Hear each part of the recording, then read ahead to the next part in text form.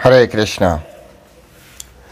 সকলকে কৃষ্ণ প্রীতির শুভেচ্ছা জানিয়ে আজকে আমরা আমাদের বিশেষ একটি বিষয় শুরু করতে যাচ্ছি। যে বিষয়টি তিলক ধারণ বিষয় সম্পর্কে। তো যেভাবে আপনারা থাম্বনেল দেখেছেন, আমাদের প্রত্যেকেরই সনাতন ধর্ম অবলম্বী যারা আপনারা আছেন, প্রত্যেকেরই তিলক ধারণ করা উচিত। তিনি যে সম্প্রদায়কেই তিনি অনুসরণ করেন না কেন, অবশ্যই তার তিলক ধারণ করা উচিত। তো এখন আমরা গৌড়ীয় বৈষ্ণব যারা আছে, চৈতন্য মহাপ্রভুর অনুসারী যারা আছে বা যারা হতে চান, তাদের সম্পর্কিত যে বিষয়, সেই বিষয় নিয়ে আমরা আলোচনা করব। তো পরমেশ্বর ভগবান তিনিও চাইছেন আমরা যাতে প্রতিদিন তিলক ধারণ করি। তিলক ধারণ সম্পর্কে শাস্ত্রে বিভিন্নভাবে বিভিন্ন সময় উল্লেখ করা হয়েছে। যেমন পদ্ম পুরাণে স্পষ্ট করে ভগবান বলছেন, মত প্রিয়ার্থম শুভার্থম বরক্ষত চতুরাননা মত পূজা হোম কাল চ স্বয়ং প্রাতঃ সমন্বিতা মত ভক্ত ধারয়ত নিত্যম ঊর্ধ্ব পুণ্ড্রম ভয়াপহম। তো এটা সংস্কৃত শ্লোক। এই সংস্কৃত শ্লোকের যে বাংলা অনুবাদ আপনারা যদি খুব খেয়াল করে শোনেন, আপনারা বুঝতে পারবেন। মত প্রিয়ার্থম, আমার প্রিয় হওয়ার জন্য, শুভার্থম বা অথবা শুভ কার্যের জন্য, রক্ষান্তে রক্ষা করার জন্য, রক্ষা পাওয়ার জন্য, চতুরাননা, অর্থাৎ যে চার মুখ সম্পন্ন, অর্থাৎ ব্রহ্মার কথাই বলা হচ্ছে। মত পূজা হোম কালে, আমার পূজা করার সময় অথবা হোম যজ্ঞ করার সময়, স্বয়ং মানে সন্ধ্যাকালে, প্রাতকালে, সমাহিতা, প্রাতকালে যে পূজা অর্চনা করা হয়। মত ভক্ত, যিনি নিজেকে কৃষ্ণের ভক্ত রূপে নিজেকে বলবেন যে আমি কৃষ্ণের ভক্ত, ধারয়ত, তিনি ধারণ করবেন, নিত্যম, সব সময়, ঊর্ধ্ব পুণ্ড্রম তিলক, ভয় অপহম, ভয় থেকে রক্ষা পাওয়ার জন্য। তো আপনারা যদি সংস্কৃত বারবার পড়েন, তাহলে সংস্কৃত শব্দটাও অনেকটাই বোধগম্য হবে। তো এর যে পুরো অনুবাদটা, সে অনুবাদটা হচ্ছে এরকম। পদ্মপুরাণে শ্রী ভগবত উক্তিতে বর্ণিত আছে যে, হে ব্রাহ্মণ, অর্থাৎ ব্রহ্মাকে বলছে, চতুরানন, ব্রহ্মাকে বলছে, মত ভক্তজন, অর্থাৎ আমার ভক্ত যারা স্থির চিত্ত হইয়া সন্ধ্যাকালে ও প্রাতকালে অর্থাৎ প্রভাতে মদীয় অর্চনা বা আমার অর্চনা এবং হোমকালে মত প্রিয়ার্থ, আমার প্রীতির জন্য, আমার সুখের জন্য, মত প্রিয়ার্থ, কিংবা কল্যাণার্থ অরক্ষার্থ, অর্থাৎ নিজের কল্যাণের জন্য অথবা রক্ষা পাওয়ার জন্য, ভয় নাশনম, এই ভয় নাশকারী ঊর্ধ্বপুণ্ড প্রত্যহ ধারণ করিবেন। তো সবসময় সে ঊর্ধ্বপুণ্ড ধারণ করবেন। এখানে বলা হচ্ছে ভয় নাশনম, অর্থাৎ আপনি যদি এই ঊর্ধ্বপুণ্ড তিলক ধারণ করেন, তাহলে আপনার ভয় থাকবে না। বিভিন্ন ধরনের যে ভয়, সেই ভয় আর থাকবে না। এ কারণে প্রত্যেকেরই উচিত সবসময় তিলক ধারণ করা। তিলক ধারণ না করলে আপনার কোনো হোম যজ্ঞ এগুলো কোনো কিছুই আপনার ঠিকভাবে চলবে না। ভগবান এটা খুশি হয় না। আমাদের সমাজে একটা বিষয় প্রচলিত আছে, আপনারাও খেয়াল করতে পারবেন, দেখবেন যে যখন আমরা সাধারণত যখন গ্রন্থ প্রচারে যাই, সকলে বলবে ছোট ছোট গীতা দিন। আমরা প্রশ্ন করি, কেন ছোট গীতা? ওর পকেটে রাখতে চাই। পকেটে কেন রাখতে চাই? না, পকেটে রাখলে অনেক সময় বিভিন্ন রকমের বিপদ আপদ থেকে রক্ষা পাওয়া যায়। পকেটে রাখলে বিভিন্ন ধরনের ভয় থেকে রক্ষা পাওয়া যায়। এটা মানুষের একটা ভুল ধারণা। কারণ গীতা মাহাত্ম্যে সম্পূর্ণভাবে এটা স্পষ্ট করে। আপনারা গীতা মাহাত্ম্য পড়ুন, গীতা মাহাত্ম্যে কোথাও আপনি এরকম ধরনের বাক্য খুঁজে পাবেন না। গীতা মাহাত্ম্যে স্পষ্ট করে বলা রয়েছে, হ্যাঁ, বলা হচ্ছে গীতাশাস্ত্রম ইদম পুণ্যম যা প্রজাত প্রমাণ, হ্যাঁ, বিষ্ণুর পদম অবাপ্নতি ভয় সুখাদি বর্জিত। তো এখানে স্পষ্ট করে বলা হচ্ছে গীতাশাস্ত্রম ইদম পুণ্যম জপ পঠেতে প্রজাত প্রমাণ, যিনি পাঠ করেন তিনি হচ্ছে ভয় শোকাদি থেকে মুক্ত হন। গীতা পকেটে রাখলে ভয় শোক থেকে মুক্ত হবে না। ভয় শোক থেকে মুক্ত হওয়ার জন্য আপনাকে তিলক ধারণ করলে, ভগবান বলছে ভয় শোক থেকে, ব্রহ্মাকে বলছে। আর ভগবান যখন ব্রহ্মাকে কথা বলছে তখন তিনি নিশ্চয়ই সেই কথা ভিত্তিহীন কথা বলবেন না, ব্রহ্মাকে এরকম ভিত্তিহীন কথা বলবেন না। তাহলে ভয় থেকে রক্ষা পাওয়ার জন্য, তারপরে আপনার নিজের কল্যাণের জন্য, অথবা বিভিন্নভাবে আপনি নিজেকে যদি সুরক্ষিত রাখতে চান, তাহলে অবশ্যই তিলক ধারণ করুন। আমরা আসলে অনেক কিছু ঠিক ভুলভাবে ব্যাখ্যা করার কারণে আমরা অনেক কিছু বুঝতে পারি না।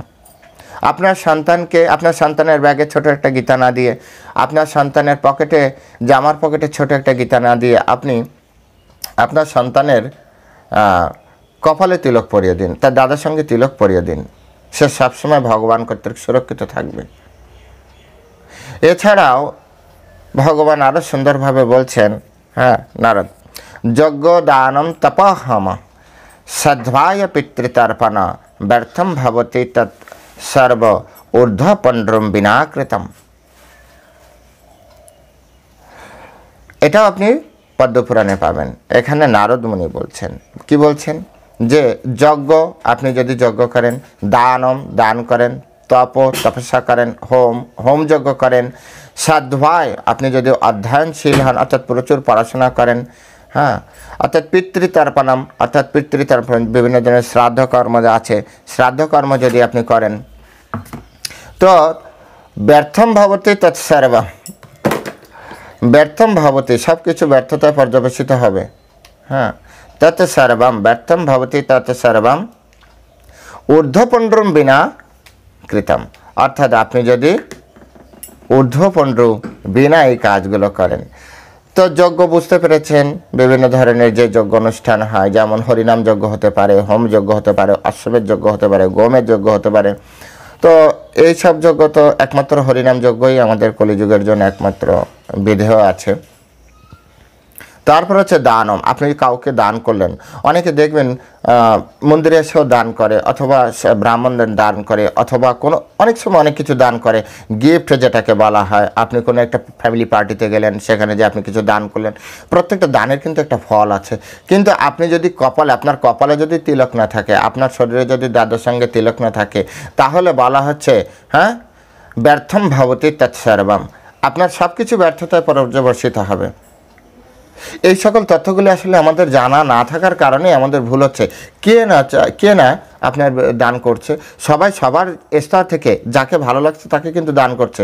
এমন না সবাই মন্দিরে দান করছে, বা এমন না সবাই সাধুকে দান করছে, কেউ তো ভিখারিকেও দান করছে, সেখানেও একটা ফল প্রাপ্তি, সেখানে একটা ফল পাওয়ার বিষয় আছে। কেউ গরিব দরিদ্র ব্যক্তিকে দান করছে, সেখানেও ফল আছে, হ্যাঁ। কিন্তু যদি আপনি তিলকবিহীন দান করেন, তাহলে সেখানে ফল প্রাপ্তির কোনো প্রশ্নই নেই, আপনার ফল প্রাপ্তি সেখানে হওয়ার কোনো চান্স নেই। এই জন্য আমাদের অত্যন্ত গুরুত্বের সহিত বিচার করতে হবে। তপস্যা বিভিন্ন ধরনের তপস্যা আছে, বিভিন্ন ধরনের তপস্যা আছে। যেমন ছাত্রদের জন্য তপস্যা আছে, ছাত্র নাম অধ্যয়নম তপ। যদি কোনো আপনার সন্তান যদি ভালো করে পড়াশোনা করে এবং সে যদি তিলক ধারণ না করে, তাহলে সেটাও ব্যর্থতায় পর্যবেসিত হবে। তারপরে কি আছে, হোম, বিভিন্ন ধরনের হোম যজ্ঞ, বিভিন্ন ব্যক্তি বিভিন্ন সময় হোম যজ্ঞ করে। তো এই হোমটাও ব্যর্থতায় পর্যবেসিত হচ্ছে। সাধ্বায় যারা জ্ঞান অর্জনের জন্য সবসময় পড়াশোনা করছে, এই পড়াশোনা করার সময় যদি আপনার কপালে তিলক না থাকে অধ্যয়ন করার সময়, তাহলে আপনার এই পড়াশোনা ঠিক সময় আপনার জীবনে কখনো কাজে আসবে না। আর তার পরিণাম আমরা এই বর্তমান সমাজে দেখতে পাচ্ছি। অনেকে প্রচুর পরিমাণে পড়াশোনা করেও তিনি কৃষ্ণকে বা ভগবানকে তিনি জানতে পারছেন না, নাস্তিক হয়ে যাচ্ছেন। তারা নিজস্ব কল্পিত মতবাদ প্রদান করছেন। কারণ কি, তার যে জ্ঞান গ্রহণ করেছে সেটা ঠিক সময় জীবনে, অর্থাৎ ঠিক সময় কখন? জীবনে প্রয়োগের সময়। সে প্রয়োগের সময় তার জীবনে কখনো কাজে লাগবে না। সেটা শুধু এই পড়াশোনাটা তার বইয়ের ভিতরে রয়ে যাবে। সে যখন বই পড়বে তখন সে, অথবা কাউকে যখন বলবে জ্ঞানীর মতো বলবে, কিন্তু তার জীবনে যখন প্রয়োগের সময় আসবে সে তখন ইগনোর করবে। কারণ এই জ্ঞান অর্জনের সময় সে ভুল করে জ্ঞান অর্জন করেছে, প্রিন্সিপাল ঠিক ছিল না, ফলে কী হয়েছে? ব্যর্থতায় পর্যবেসিত হয়ে গিয়েছে। তৎসর্বম তদ ভবতি ব্যর্থম ভবতি তৎসর্বম ঊর্ধ্বপুণ্ড্রম বিনাকৃতম।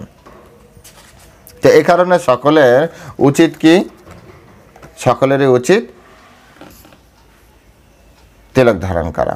এছাড়াও আরও বলা হচ্ছে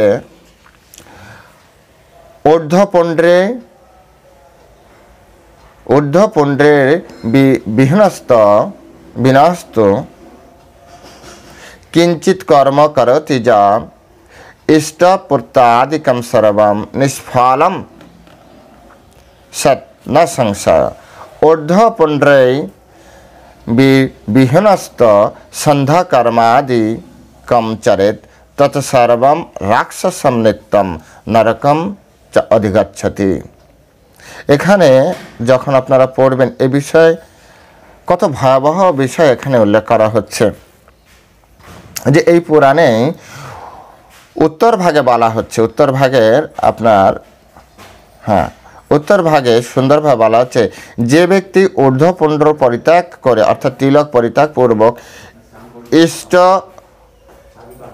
প্রত্যবাদী কর্মের অনুষ্ঠান করেন, তাহার তৎসমস্ত কর্মই নিষ্ফল হয়, সংশয় নেই। যে কর্মই সে করুক, ইষ্টকর্ম অর্থাৎ যে সকালে ইষ্ট দেবতার উদ্দেশ্যে যে কর্ম করা হয় সেটাকে ইষ্টকর্ম বলা হয়, অর্থাৎ পূজা, ধ্যান, তপস্যা, জপ, যজ্ঞ, এগুলো ইষ্টকর্মের আওতায় পড়ে। তৎসমস্তই নিষ্ফল হয়, এ বিষয়ে সংশয় নেই। ঊর্ধ্বপুণ্ড্রবিহীন হইয়া সন্ধ্যা বন্দনা আদি করিলে তৎসমস্ত রাক্ষসের জন্য হয়, রাক্ষসের জন্য। আপনি যদি তিলকবিহীন সন্ধ্যা করেন তো আপনি নিশ্চিত রাক্ষসের জন্য করছেন। কত বড় একটি বিষয় আমাদেরকে জানানো হচ্ছে। আর এর ফলে কি হচ্ছে? সেই ব্যক্তি নিরয়গামী হইয়া থাকে, সেই ব্যক্তি সবসময় কোথায় চলে যাচ্ছে? সেই ব্যক্তি নরকে চলে যাচ্ছে, যেহেতু সে রাক্ষসের জন্য করছে। এই জন্য কলিযুগে কেন রাক্ষসী মানে যে প্রভাব সেটা কেন বেশি? কারণ সাধারণ মানুষ না জেনে রাক্ষসদেরকে প্রদান করছে তার যে কর্মের ফল। এর পরিণাম হচ্ছে আসরিক স্বভাব সম্পন্ন ব্যক্তির আসরিক প্রভাব বেশি কলিযুগে। আমরা সবাই যদি তিলক ধারণ করি এবং আমরা যতটুকু নিত্যকর্ম করছি, ভগবদ্গীতাতে ভগবান বলছেন স্বল্পমপস্য ধর্মস্য ত্রায়তে মাহাত ভয়াৎ, স্বল্প পরিমাণ ধর্ম যদি কেউ করে তাহলে মহা ভয় থেকে রক্ষা পাবে। তাহলে এখানে আমরা কেউ কিছু না কিছু তো ধর্ম করছে, তাহলে আমরা মহাভয় থেকে কেন রক্ষা পাচ্ছি না? কারণ আমরা বিধিপূর্বক করছি না। তিলক ধারণ না করার ফলে কি হচ্ছে? প্রত্যেকে যদি আমরা তিলক ধারণ করে স্কুলে যাই, প্রত্যেকে আমরা যদি পড়াশোনা করি, প্রত্যেকে আমরা যদি সন্ধ্যাকালে যদি আমরা তপস্যা করি, সন্ধ্যা আনিক করি, আমরা যদি অধ্যয়ন করি, তাহলে আমাদের কি হবে? তার ফল আমরা প্রাপ্তি করব।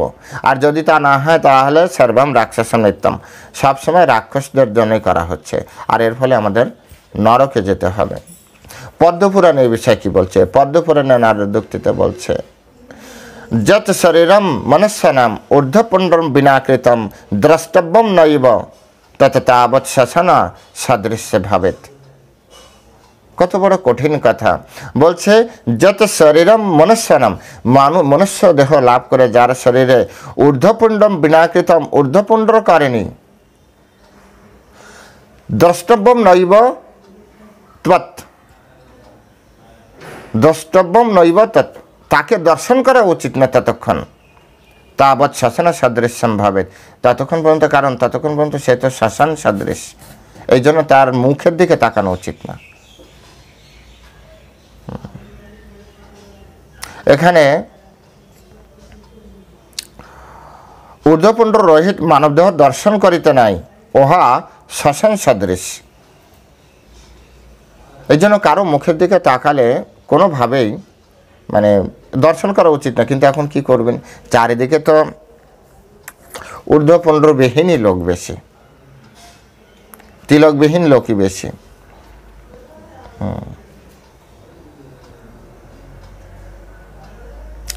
তো সেজন্য আমাদের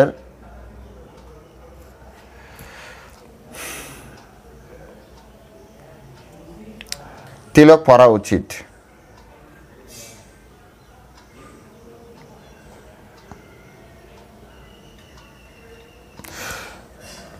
যৎসৎ ঊর্ধ্বপুণ্ড্রম দৃশ্যতে ললাটে ন নরসহি তদ্দর্শনম ন কর্তব্যম দৃষ্টা সূর্যম নিরীক্ষেত।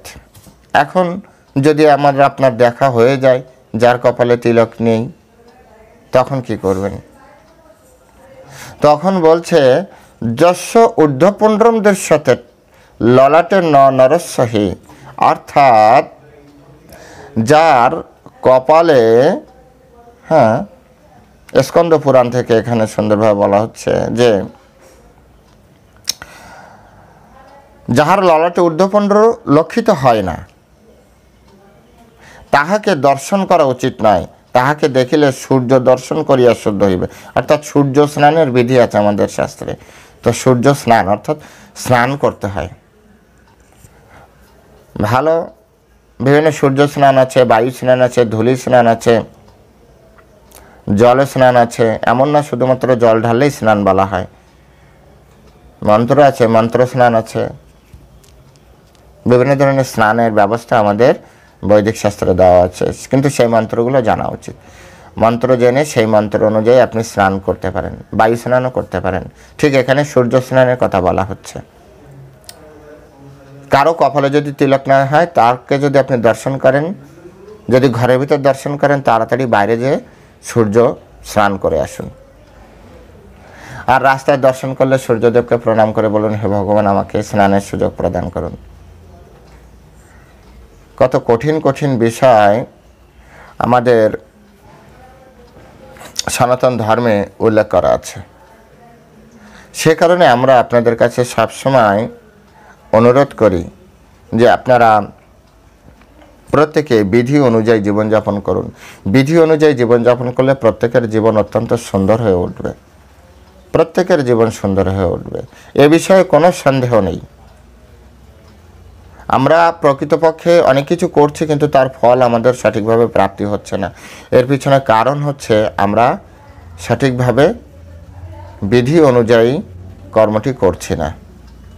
বিধি অনুযায়ী কর্ম করলে তার ফল ভালো হয়, বিধি অনুযায়ী কর্ম না করলে তার ফল বিপরীত হয়। তো এতক্ষণ ধরে আমরা আপনাদেরকে জানানোর চেষ্টা করলাম যে ঊর্ধ্বপুণ্ড্র বা এই তিলক ধারণ করা কতটা গুরুত্বপূর্ণ। হরে কৃষ্ণ। সকলে আপনারা তিলক ধারণ করেই জীবনযাপন করবেন। আপনি যে কোনো জায়গায় যান, তিলক ধারণ করুন, তিলক ধারণ করুন, সকলে তিলক ধারণ করুন, সবসময় তিলক ধারণ করুন, আর সকলে সবসময় কৃষ্ণ ভাবনায় থাকুন। আমরা এই আশাবাদ ব্যক্ত রেখে আজকের মতো এখানেই শেষ করছি। আমরা পরবর্তী ক্লাসে জানব যে কিভাবে আপনি আপনার কি কি লাভ হয়, এক কথায় কি কি লাভ হয় তিলক ধারণ করলে, সে বিষয়ে জানবো। তো যারা চ্যানেলটি এখনও সাবস্ক্রাইব করেনি, চ্যানেলটি সাবস্ক্রাইব করবেন। শাস্ত্র আপনাদের সামনে উপস্থাপন করার জন্যই এই চ্যানেল, যাতে শাস্ত্র সম্পর্কে কেউ কোনো ভুল ডিসিশন না দিতে পারেন। হরে কৃষ্ণ। সকলে ভালো থাকবেন।